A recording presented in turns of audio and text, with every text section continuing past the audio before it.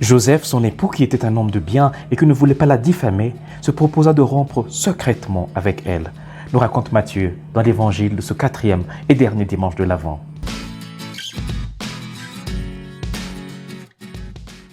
L'évangéliste Matthieu nous raconte aujourd'hui la version des faits de la naissance de Jésus selon Joseph, son père adoptif. Pour Matthieu, il était important de démontrer à ses lecteurs que Jésus venait de la lignée de David, par son père Joseph. On sait très peu de choses sur Joseph. Sa figure reste un peu comme cachée derrière la figure beaucoup plus imposante de Marie, son épouse bien-aimée. Pourtant, ce que Matthieu nous raconte aujourd'hui en quelques versets est très surprenant. Marie et Joseph étaient donc fiancés, promis l'un à l'autre, quand Marie se retrouva enceinte. Mais la seule personne qui savait que cet enfant n'était pas le sien, c'est Joseph. Or, suivant la loi, il aurait dû dénoncer Marie et son sort aurait été la lapidation. Osons imaginer un peu le doute de Joseph, osons imaginer son tourment. Mais au lieu de diffamer Marie, sa fiancée, et la livrer à la honte et à la lapidation publique, il trouve une solution. Il se résout de répudier Marie en secret, sauvant ainsi Marie. Joseph est un homme doux, un homme juste. Il ne cède pas à l'évidence. Il fait taire toutes les terribles pensées de trahison et de vengeance qui habitent son cœur. C'est alors que pendant la nuit, un ange lui donne l'explication de ce qui se passe. Dieu lui a volé la fille. Joseph, consterné, se lève et que fait-il? Il croit à ce que lui est dit dans le rêve et prend Marie avec lui.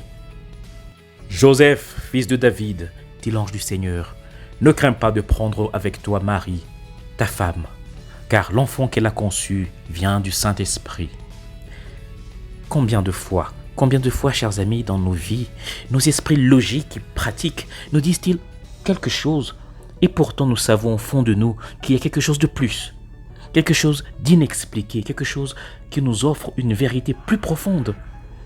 Joseph a fait confiance à Dieu et a cru au message de l'ange. Même s'il avait peur ou était troublé, il s'est ouvert à l'invitation de l'Esprit Saint dans sa vie, ce qui a finalement conduit à la naissance de Jésus, l'Emmanuel, Dieu avec nous.